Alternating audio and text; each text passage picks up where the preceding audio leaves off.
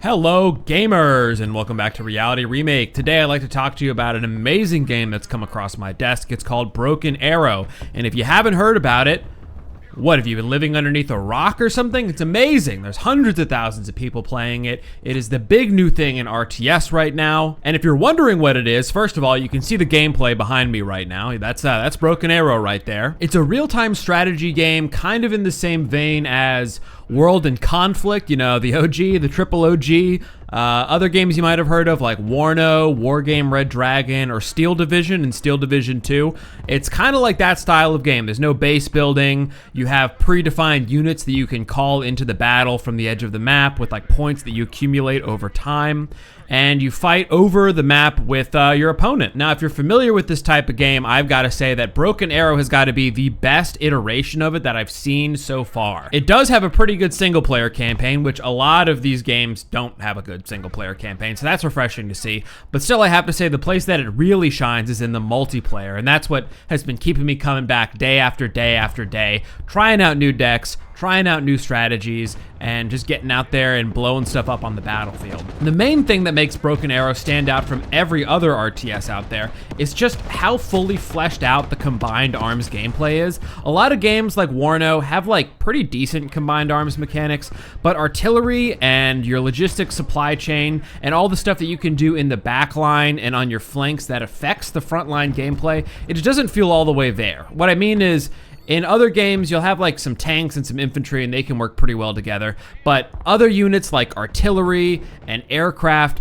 they just don't really feel like they actually contribute all that much to the battle, except for maybe helicopters. And so the full combined arms experience where all the arms of your army, like artillery blowing stuff up from far away, infantry infesting buildings and making sure the enemy can't advance and holding ground, tanks blasting other enemy vehicles and infantry inside of buildings, and air power, you know, laying down bombs, and your surface to air systems trying to protect your side from the enemy's air power. All these different systems coming together.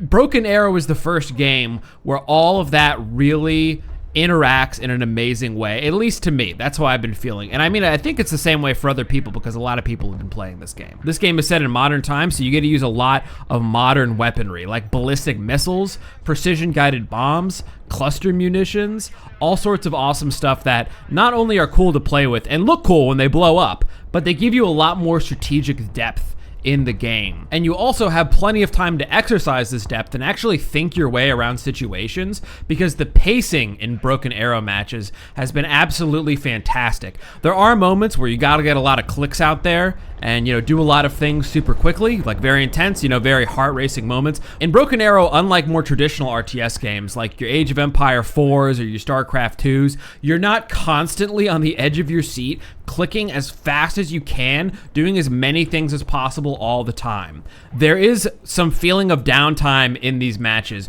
where you'll have time to sort of plan what units you want to bring out and prepare. It's not constantly like click, click, click, click, click, go as quickly as possible, absolutely be super high stress all the time. There are moments where it picks up, but the way the game's multiplayer is designed means that you do have time to build up your front line and maybe build up an assaulting force, or maybe try to go around and flank the enemy, or do some tricky stuff with your artillery and have some artillery duels back and forth and soften up the place that you're about to attack, or try to take out the enemy's artillery with counter battery fire or their SAM systems so that you can get a bombing run in before you advance.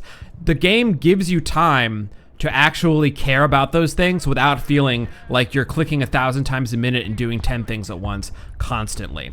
This all comes together in the multiplayer to create a truly special game that feels absolutely amazing to play.